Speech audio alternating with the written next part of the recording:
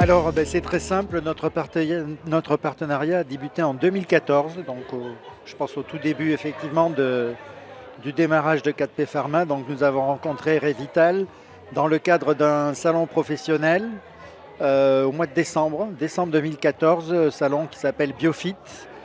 Et dans ce cadre-là, nous avons échangé et commencé à regarder un peu quels étaient les besoins de 4P Pharma, notamment dans le domaine de l'oncologie, puisqu'au départ, ils étaient axés assez sur l'oncologie. Et ça a amené très vite à une collaboration, puisqu'en mai 2015, il y a une collaboration dans le cadre d'un investissement maturation de la SAT de l'ordre de 300 000 euros et une licence signée avec 4P, une première, sur un produit dans le domaine de l'oncologie, qui n'a malheureusement pas abouti parce que les résultats précliniques n'étaient pas suffisants. Mais ça a été une première collaboration qui s'est suivie d'autres discussions dont je pourrais vous parler.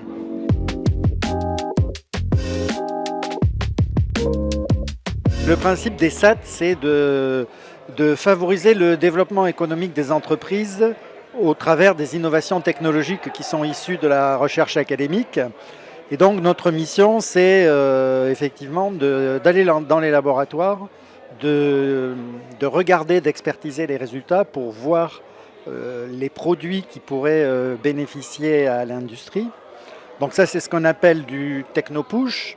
Et en parallèle, on discute avec les sociétés pour savoir quels sont leurs besoins, parce que ça va orienter notre détection. Une fois qu'on a détecté des projets qui intéressent les sociétés, on va investir dans ces projets, c'est-à-dire regarder le parcours, le chemin qui est nécessaire pour intéresser les industriels. C'est ce qu'on appelle la maturation. On met en place la stratégie de protection intellectuelle, parce que qui dit exploitation industrielle dit brevet. Et puis la dernière étape, c'est la prospection commerciale et la signature des licences.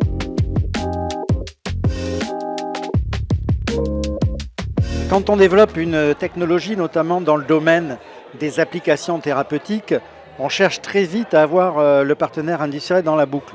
Et on sait que les big pharma, généralement, prennent très peu de risques, notamment quand il n'y a pas d'essais cliniques qui ont été faits. Et c'est là qu'il y a toute la complémentarité avec 4P Pharma, puisque dans le modèle de société qu'a développé 4P Pharma, qui est effectivement d'intervenir sur le développement et le repositionnement des molécules, on est tout à fait complémentaires, puisque nous, on va agir dans les phases amont, c'est-à-dire qu'on va détecter les technologies, faire tous les essais d'ordre préclinique, in vitro, in vivo, et après, des structures comme 4P Pharma et le modèle 4P Pharma font qu'ils prennent la suite, notamment au niveau du relais pour tous les essais précliniques réglementaires et les aspects de développement clinique.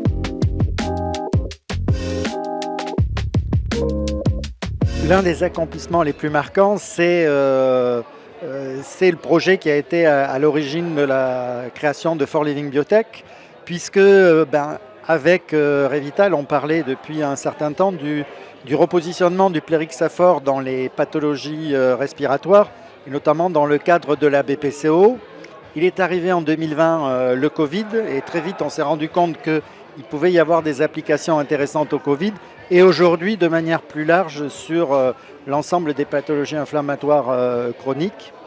Et donc on a collaboré dès 2018 et puis après en 2020 avec le Covid sur la validation de la cible qui était impliquée dans cette pathologie, et on continue aujourd'hui notamment avec le CHU de Bordeaux pour tous les aspects liés au développement clinique depuis que 4P a eu l'IND pour faire ses essais cliniques dans ce domaine-là.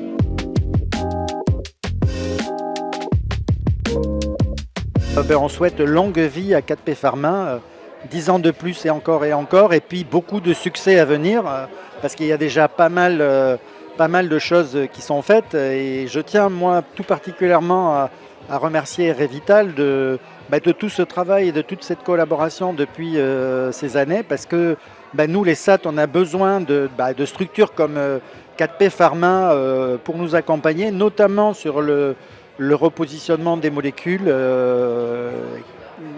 auxquelles on est très souvent confrontés, nous, dans les SAT.